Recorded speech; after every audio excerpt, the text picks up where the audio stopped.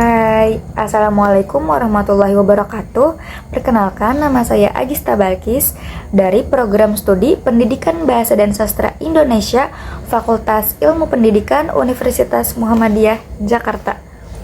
Di sini saya akan menjelaskan tentang morfem fonemik, morfem bebas, dan morfem terikat.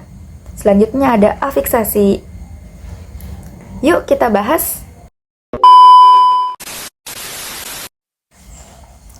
Di sini saya akan menjelaskan tentang proses morfofonemik. Proses morfofonemik adalah perubahan bunyi fonem yang terjadi akibat pertemuan antara morfem satu dengan morfem lainnya. Dalam proses pembentukan kata, terutama pada proses afiksasi dalam bahasa Indonesia, perubahan bunyi tersebut bertujuan untuk menyesuaikan pelafalan agar lebih mudah dan sesuai dengan kaidah fonologis bahasa. Jenis-jenis proses morfofonemik meliputi perubahan fonem, penambahan fonem, penghilangan fonem, dan peluluhan fonem. Contoh pada perubahan fonem dapat dilihat dari kata memukul yang terbentuk dari prefiks me dan kata dasar pukul, di mana fonem awal P, pukul, pada kata dasar mengalami perubahan menjadi M, memukul. Selanjutnya ada contoh penambahan fonem.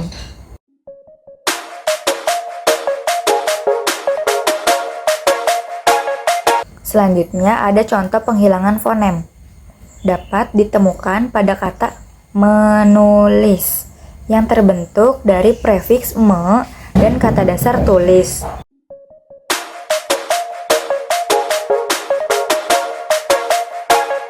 Peluluhan fonem yang terjadi pada kata mengajar berasal dari prefiks me dan kata dasar ajar, di mana fonem K yang seharusnya muncul menjadi luluh karena tidak dilafalkan dan menjadi huruf mengajar.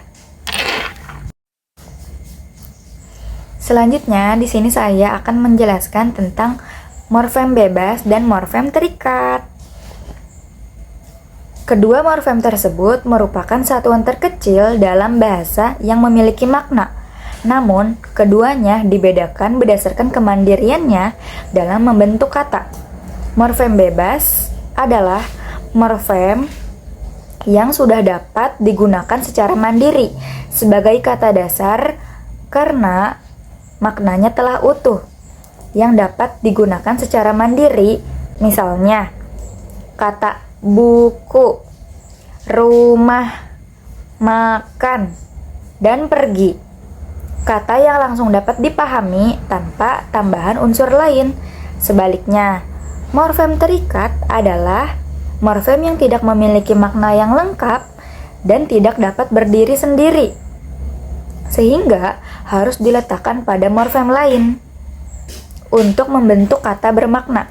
Contoh morfem terikat ada morfem me, morfem di, morfem ber, morfem kan, dan morfem an.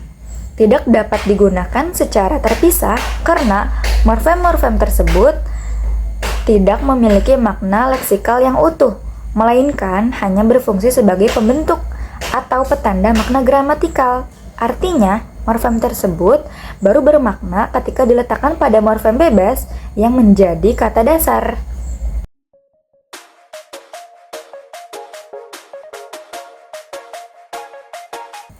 Selanjutnya, di sini saya akan menjelaskan tentang afiksasi.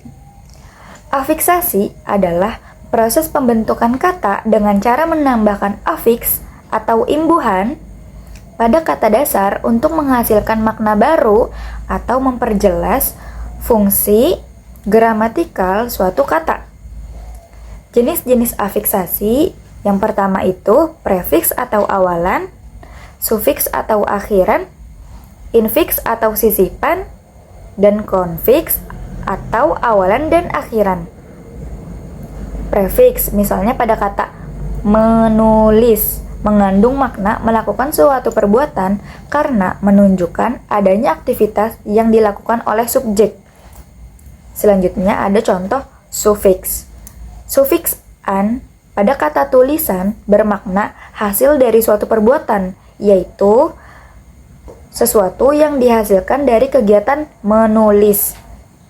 Selanjutnya ada contoh infiks "l" pada kata telunjuk berfungsi membentuk nomina atau kata benda yang merujuk pada nama anggota tubuh, sehingga kata tersebut memiliki makna yang lebih mudah dan spesifik. Sementara itu, konfiks "kean" pada kata kebaikan bermakna keadaan atau sifat, yaitu kondisi seseorang yang memiliki bermakna atau sifat, yaitu kondisi seseorang yang memiliki sifat baik. Dengan demikian, afiksasi tidak hanya membentuk kata, tetapi juga mengubah kelas kata dan memperjelas makna kata dasar, sehingga kosakata bahasa Indonesia menjadi lebih kaya dan bervariasi. Selanjutnya ada makna fiksasi adalah makna baru yang muncul akibat proses afiks imbuhan pada bentuk dasar sehingga kata tersebut mengalami perubahan makna.